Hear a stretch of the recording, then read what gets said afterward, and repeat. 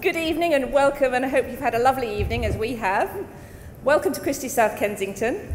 I'm introducing myself, who is Pat Frost from the fashion department. We just want to say that the bidding is now open, and that if you, thank you very much, and if you need any help on how to bid or whatever, my colleagues Claire over here, who's waving, wave Claire, and our team behind us will be very happy to help you.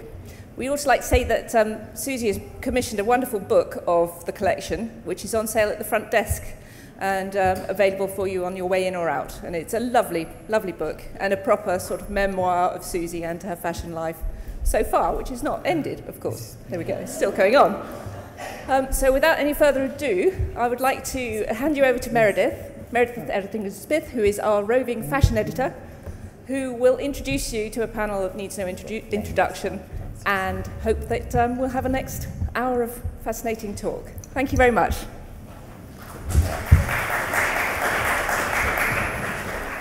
Thank you very much, Pat. My name is, as she said, Meredith Etherington-Smith, and I'm the moderator on this panel, and I hope we are going to have a very interesting exchange of ideas. First of all, I'd like to introduce the panel. Alice Rawsthorne, who's the design critic of the International Herald Tribune. Jasper Conran, who I'm tempted to say needs no introduction, but he's a designer and a merchandiser and an all-round good egg. Suzy, let's give her a clap. Hey!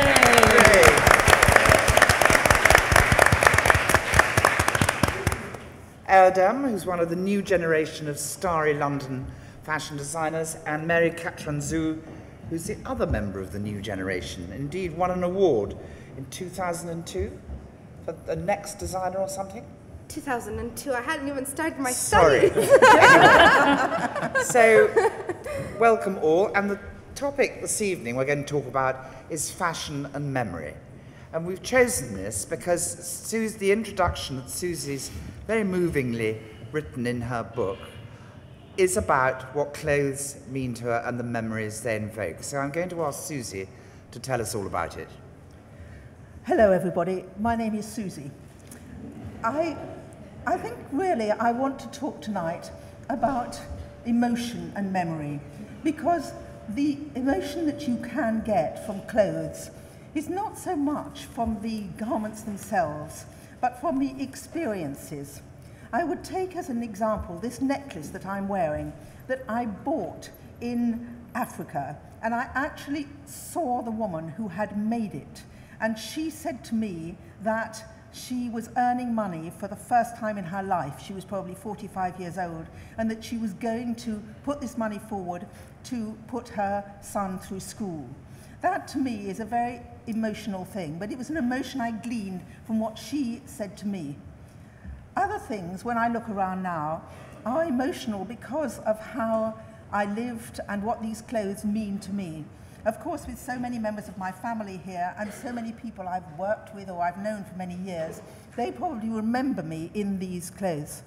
Right in front of us here, you see really what I would call my sort of closest, my favourite pieces. I think I'd like to start with the palazzo pyjamas over there, what my grandchildren would call onesies, because they come in one piece. And that, of course, it's the original Pucci Emilio. It has written on it the first of the Red Hot logos. And this came about because when I was at Cambridge, which was just before I started collecting all these clothes together, I met a friend called Idana Pucci, who is the niece of Emilio Pucci. And when she invited me to Florence, naive as I was, I didn't realize it was to this incredible medieval palazzo, where I actually found the man, the great man himself, Emilio Pucci, dressed in this extraordinary Florentine costume for a parade that they were having through the city. And instead of going to the parade, we sneaked to the back of the house where the samples were on sale. As you appreciate, I was slimmer then, and I slipped into a couple of samples, and every last lira that I had, really down to everything, went on these clothes. I don't think I must have got much thinner because I couldn't even afford to eat once I'd bought them. But those things, you know, it is very dear to me, and the other Puccis that you will see around. And you will also find that they are very typical of me because I'm an absolutely hopeless fashion editor. The little black dress means nothing to me.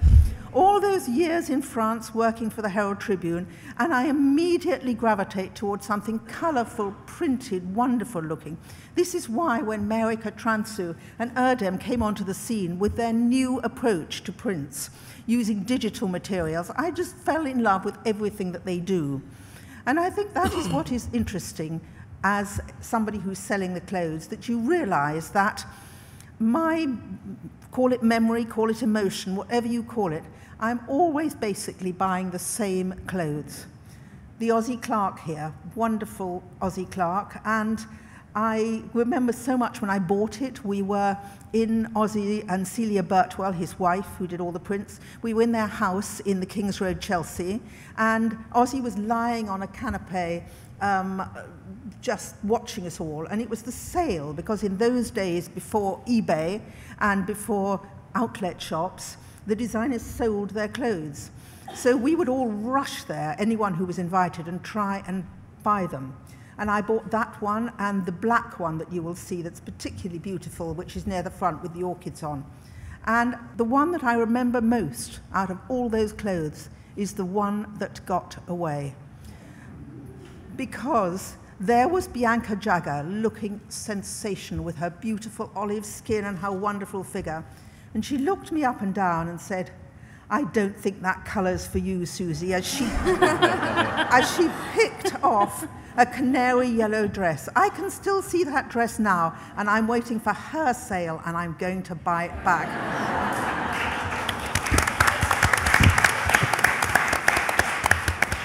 Well, my last comment on memory is, because I want to let everybody else talk, not just me, is the memory of being in the 1970s, the first generation of working mothers. I was married in 1969, and the whole of the 70s, when everybody else was absolutely off their heads and everything was rock and roll and nights out, I was bringing up my 3 boys. And it was pretty tough being a working mother, I have to say, because nobody had really done it before. You didn't have any rules. And although I was of the sort of person who thought that this outfit here from Aussie Clark was the perfect thing to wear out to work, I soon realized that I had to have something a little more solid, a little more serious. And this is where Yves Saint Laurent came in, and I will love him forever for those trouser suits he introduced. I mean, I know that now they look a little bit like sort of political lady in her clothes, but at the time they were so wonderful, and they are still wonderful today. And the fact that in that room you see what you might call the naked ones, which I, of course, followed up with scarves and accessories and gold and this and that, because I am one of those people for whom too much is never enough. But he also himself, of course, was a wonderful designer of incredible clothes which were, for the evening, really sensational. And this was what you might call a halfway house, something you could perfectly well wear to work if you felt you really wanted to face the team with flames coming down your neck and wearing the colours of Ladurée macaroons.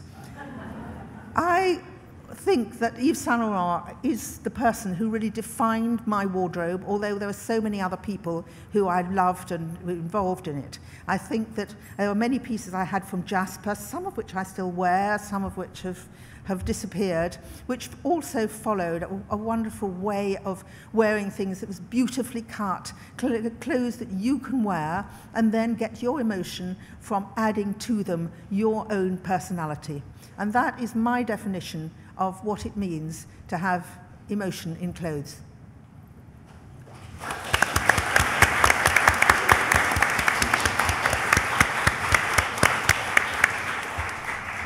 Adam, what do you think about that?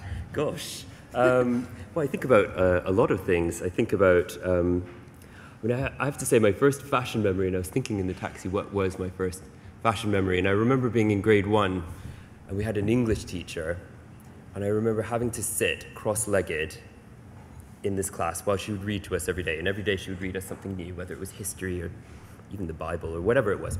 And she would always wear tweed skirts, and kind of from my angle, I could see her slip hanging out. And every day she would change her slip. And I remember being obsessed with what slip she was going to wear each day. And I remember in grade 1, I was probably about 5 or 6 years old. I was so preoccupied by this idea of this kind of lace trim that would come out from this kind of heavy tweed skirt. But I think, like most male fashion designers, I was very preoccupied with my mother. I was always, I mean, I observed her so closely, and I was obsessed with the kind of the colors of her wardrobe and the way she dressed and the way she was. I mean, she wasn't particularly a fashionable person, or, you know, she didn't wear amazing Chanel suits and things like that. But I don't know, there was always something that was so, she was so kind of relaxed and chic, and she always just kind of wore these amazing cotton dresses and just a little bit of lipstick, and that was it. And where were you brought up? I was brought up in Montreal, and yeah, I was obsessed with how my mother looked. I think most little boys are very preoccupied with their mothers, but And with slips.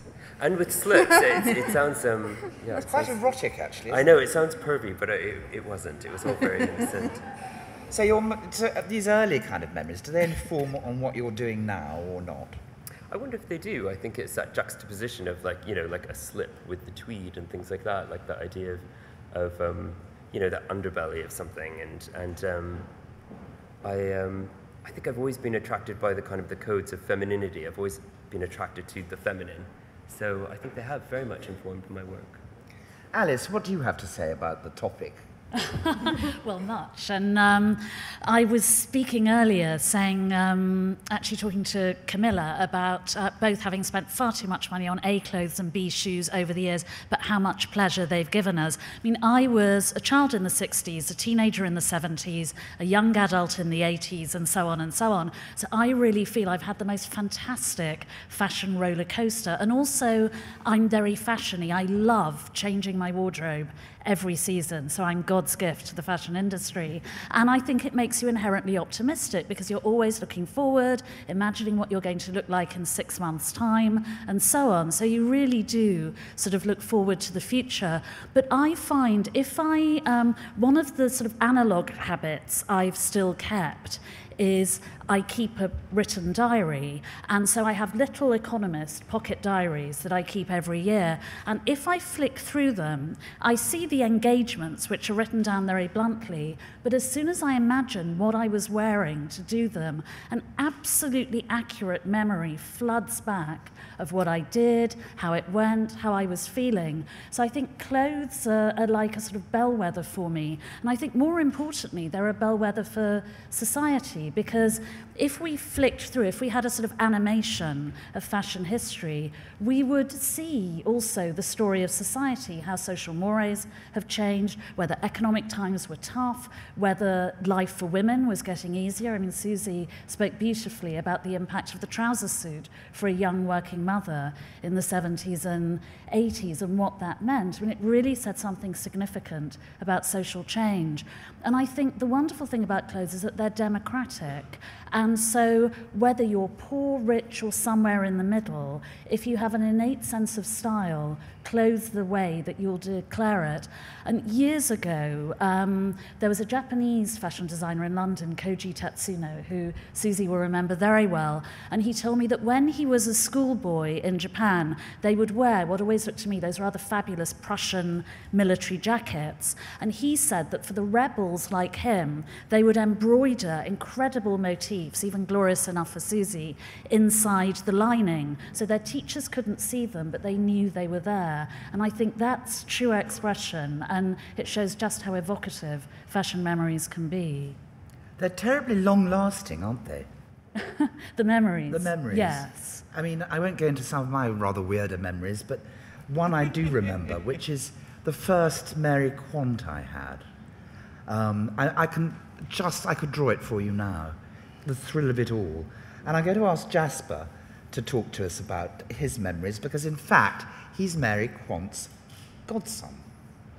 And he knew Mary Quant from, as you might say, the womb. Jasper. Yes, I mean, it is true. Mary made my mother's maternity dresses when I was emerging.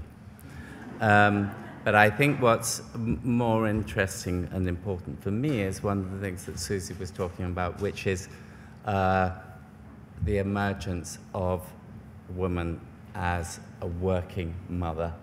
And some of you may or may not know that I have a rather forceful mother who was a fashion editor, but also was very much involved in the women's movement. And so I grew up all the time hearing about life from a working woman's perspective, a working mother's perspective. And I grew a great empathy with what she was talking about. I realized, you know, how complex and difficult it was, not only to be a mother, to be a wife, to be, you know, and to have a full-time job, and to run a house, and to get... And I think that a lot of that, and it was when Suzy was talking about it, brought back to me where my ideas come from, where my edit comes from, why it comes from. And really, I'm not a maximalist. I am emotionally, but not when I'm working, because I like the idea of what's useful, what's flattering, what's going to work for a woman. What, you know, I mean, these are things that, in a sense, I realized were drummed into my soul, and in a rather useful way. But that is and governs and is the imperative around the work that I do, which is that it is useful and flattering and works for a woman. And anything else you want to put on top, be my guest. The things your mother was looking for when you were growing up, when you were little. Yes. Useful, flattering. Yes. Well, you know, I mean, I also grew up with women talking about diets, wastes, all these kind of girl things that frankly, I found quite interesting. And still do. And still do. Mary, let's bring you in on this. What fashion and memory, what's it to you? I think for me it's quite different, because I was brought up around design and around classicists, but never did I want to go into fashion. So I came into it very, very late. Post my BA, I thought this is a great challenge. I had these ideas that I thought would be interesting to translate. So just before I went in to do my MA at Central St. Martin's, I thought, I have a century of fashion that I need to catch up on. So it was really exciting, because I felt there's a whole world to discover. And until now, I think because my references are more from design or filter beauty through design, I still feel I'm discovering parts of fashion that I was never educated in a literary sense, or never did I grow up wanting to be in this industry. So I feel that this excitement, that every time I discover something, it becomes almost an iconic memory, and the way you kind of position that knowledge later in life, I think is very different, because it's more detached emotionally, but the amusement and the excitement that comes from everything you're learning, I don't think, well, at least within the years I've had in this business, it never stops, it never fails to impress you. So it's a tall order.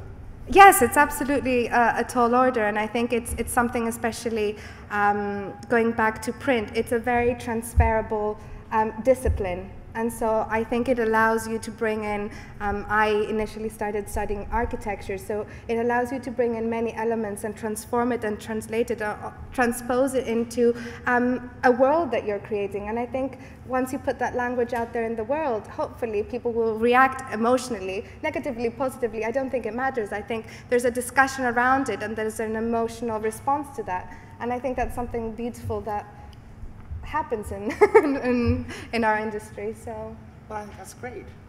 And the digital printing is so sort of 21st century. It's sort of non-memory, isn't it? I mean, I remember actually a distant, well, not so distant memory, but speaking to Suzy on the phone, and it was just when I had started and digital printing was utilized by a few designers. There weren't that many of us really doing it, or at least in such a advanced way that it became commercially viable. And I remember I was probably on the phone about 40 minutes explaining to Suzy the very depths of exactly what happens in digital printing, how it's done, how it's printed, what dye sublimation is used, what fabrications. And I felt it's so interesting because I guess in this generation it seems the easiest thing now to do, that people think you almost press a button and the print comes out, which is not like that. So I think it's exciting, I think, for our generation to almost catch up with the advances that there are in technology and try to utilize that in a really creative and an intelligent way, hopefully. and you would agree with that, wouldn't you? Yes, yeah, absolutely. I mean, I think there's different ways to approach, well, on the subject of digital printing, I think there's different ways to approach it. I've always been really interested in the idea of using digital print in a way that looks very kind of human, or almost mimicking a silk screen or something that has a very human hand and has faults and isn't a proper repeat. I've been, and the kind of not asymmetric, not perfect, but I do agree with Mary in that I think that, of course, you know, that process of thinking of a fabric and then actually realizing it is not a straightforward thing. It's not just pressing a button. It's a very, you know, it's a very... And it's not going off and buying somebody else's print, is it? No. As you would have done in the past. You know, you'd have gone to Abrams or Ratty or wherever and bought a ready-made print. These ain't ready-mades, are they? But I suppose you only have to look at Ozzy Clark to imagine, you know, he was probably, you know, that idea of the relationship between print and design, you know, that's... So that was... It began, so much of it began there, and the way he would articulate, well, Celia would articulate those prints around the pattern, you know, it's he's extraordinary. I'm going to ask Jasper about Ozzy Clark, because he knew Ozzy and Celia when they were actually a double act doing it, as you might say. So to speak. Says to speak. Yes, you know, we're talking about memory. A lot of these clothes evoke amazing memories for me because, you know, that dress there is, I remember as a 12-year-old, you know. So I knew Ozzy, I knew I would go to his studio, I would see all these things emerging. And I suppose that also is why I ended up doing what I'm doing. I was fascinated and entranced and engaged by that world. Am I allowed to ask a question? You are. I want to know something here, because here we have all these male designers always talking about their mothers and their influence on them. And I think that it's very interesting to know how women feel about their mothers. I had a very stylish mother. My sister is here and can say to that. My mother is still alive, but one of my first fashion memories is of my mother wearing an olive green coat and matching green suede shoes. She was extremely stylish, walking in the country to go to the shops. Well, all I can tell you is that I never wear green. It's one colour you will not find in this room in any way. Do you think that's a block about my mother? Does it come from anything? And, you know, is it different? We know that male designers are particularly gay male designers are particularly attached to their mothers, and it's usually the question I start asking when I do an interview with a designer about their childhood, and it always gets back to that. But is it the same for women? I'm intrigued to know. How to ask a woman designer? Well, actually, let's Well, ask... I'm not a designer, but No, it doesn't surprise me to hear that Suzy's mother was very stylish and very chic, because, of course, in Britain until recently, intelligent women were not allowed to be interested in clothes. It was considered very frivolous. And in fact, even the women's movement also found fashion to be taboo. I remember going to Greenham Common to show sympathy with the protesters with a friend in the mid-80s, and we got chucked out of a teepee for wearing lipstick. So the women's movement was just as judgmental as the male establishment was. And I, like Suzy, was lucky to have a very stylish mother. I had a very stylish father too. And she had given up her career as a teacher, which she loved. It was a real vocation for her when she had me. But she would reminisce throughout my childhood about the beautiful clothes she'd buy in Manchester. As a young teacher, she'd go and hear the Halley Orchestra, or go to the cinema, or go to the dance where he met my father. And she had many of these clothes. So I grew up identifying fashion and an interest in clothes and style with independence, with ambition, with assertion, with freedom, and with joy. And I think for our generation, very few British women were allowed to do that. So I'm profoundly grateful to my mother for many, many things, but that is definitely one of them. Mary, your mother. My mother, I mean, she is a very chic woman, I would say, but she hasn't been ever indulgent in buying brands. And I remember even when I was younger, sometimes she was coming like in a twin set with amazing jewelry. She always had amazing jewelry. She still does. She's well and with us, yes. And I think she got something out of, you know, when she was receiving a compliment and somebody was saying, oh, that's such a nice tweed jacket, and really proudly she said, it's Marks and Spencer's.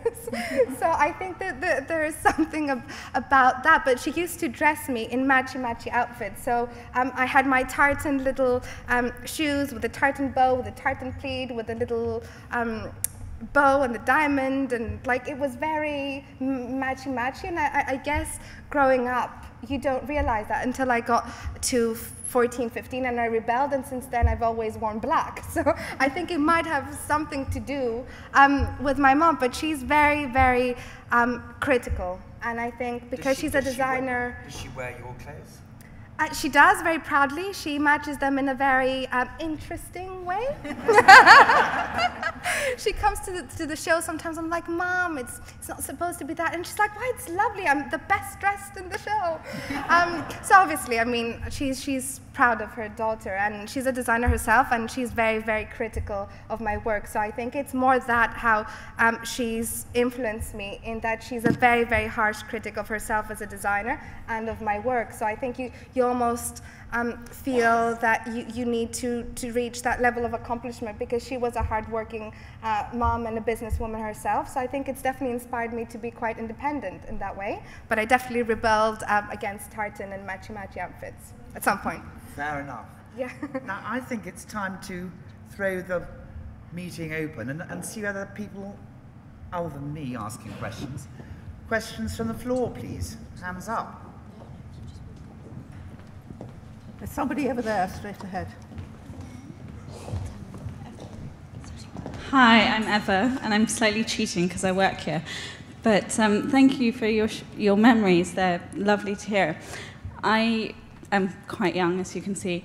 No plastic surgery, but thinking back, I already can imagine some outfits and very vivid memories. And a lot of them I think, gosh, that was awful. Why did I buy that? Do you ever think back and sort of have a little, I don't know, cringe about things that you bought or wore when you were younger? Shall I answer Obviously that? nothing in this room, because this is all amazing. I think all my clothes at all time were totally wonderful. I'm not sure that everybody else shared my view. And when I first went to Paris for the Herald Tribune in 1988, I suppose the 80s was at their absolute maddest and wildest. And so, you know, the more colourful, the more stuff that was piled on, the orgy of opulence. It was just up the street of somebody who thinks that Marie Antoinette's bedroom is not nearly decorated enough. So the French would give me this look that they do. They kind of rake the person from top to toe, and then they would say, "Très original." That is a great fashion kiss-off line. Alice, have you regretted buying something? Inevitably I have. I obviously haven't bought as intelligently as Suzy, but I suspect I compensate by not wearing it. When I look back, I'm often amused by how naive I was. So, for example, I started working in 1980 when I graduated, so I came to London, and this was when New Wave rapidly morphed into New Romanticism. So the coolest place to shop was Vivienne Westwood, who was then at World's End, and also a fabulous shop called PX on Endell Street in Covent Garden. So many of the things I wore are now in the Club to Catwalk show at that's just opened at the V&A. And I had very little money. I was a graduate trainee reporter, so I would buy one pair of pirate pantaloons and then literally cut round them. It was like homemade pattern cutting, and make replicas of them. I would even have to make my own shoes. And I would wear them to work and complain vigorously that no one took me seriously dressed as a pirate. And that now strikes me as naive now. And similarly, I only bought one outfit from one of Suzy's favourite designers, Christian Lacroix, and it was a bubblegum pink poof skirt, very short, with a very natty cropped-off jacket, which I still have. And I worked for the Financial Times then as a foreign correspondent. And even the fashion editor of the FT, the then fashion editor, Lucia van der Post, said one of her most vivid memories was seeing me cycling across Southwark Bridge in this Christian Lacroix bubblegum pink number, again expecting to be taken completely seriously.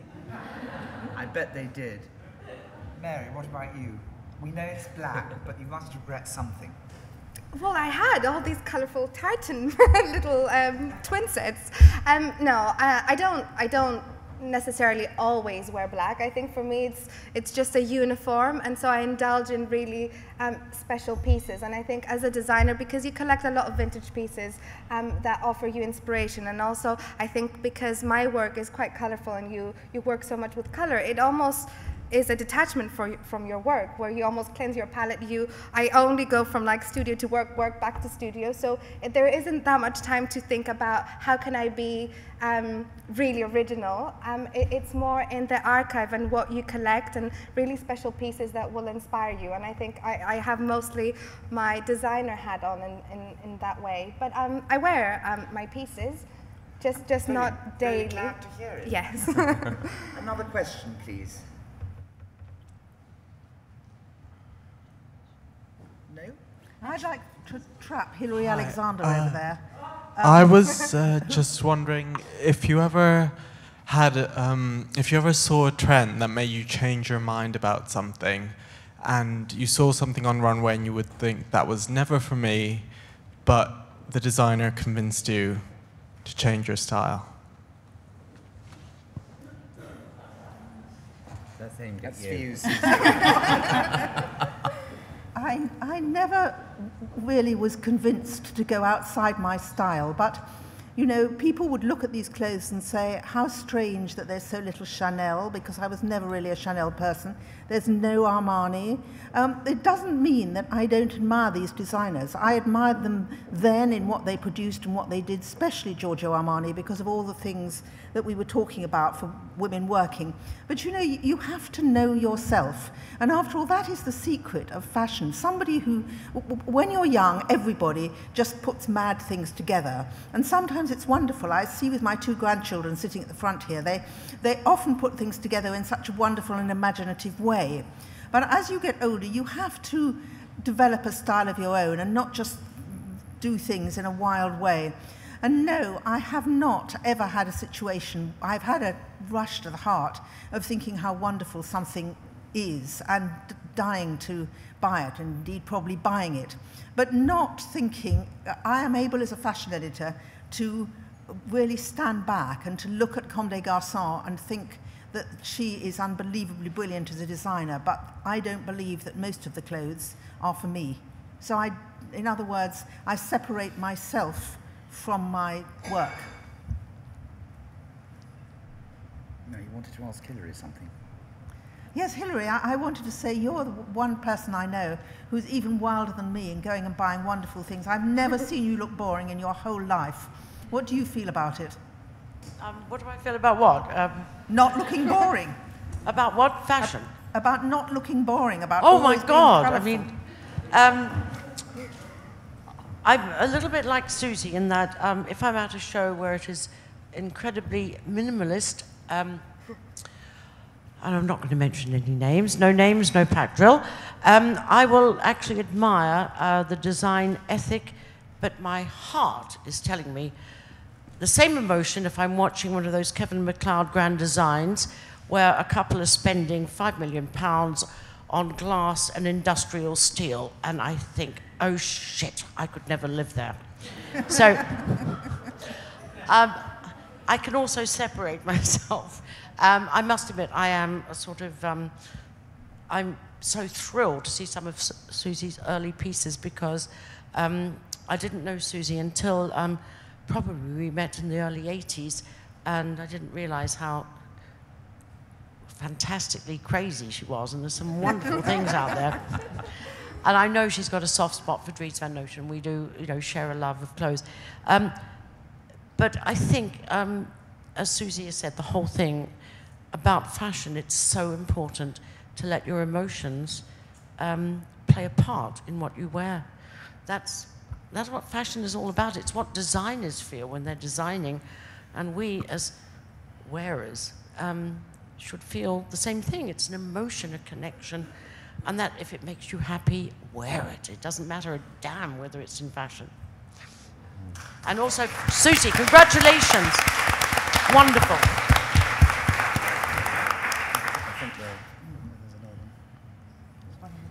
Actually, there's one over there. Wait a minute for the microphone, then we can all hear. Hi there. Is there a piece that you're showing tonight that you're going to be sad to say goodbye to? Or are you ready to let them all go to good homes? I have decided, je ne regrette rien. I am happy to see these clothes have a second life. You know, I had a great time with all these clothes. I could sit here all night and tell you what I did when I wore them, that I have very happy memories. But, you know, love is not the same the second time around when it comes to clothes. And so all you guys have got to buy them and have fun with them. That's the plan. That's the plan. I'm going to thank the panel, and I'd love you to thank them too, for being so nice and coming along this evening to support Suzy. Thank you. Thanks so much. I thought they were all incredibly articulate, and I thoroughly enjoyed it, I must say. Now, there's some more drink next door for those who fancy it, and have fun. Thank you so much.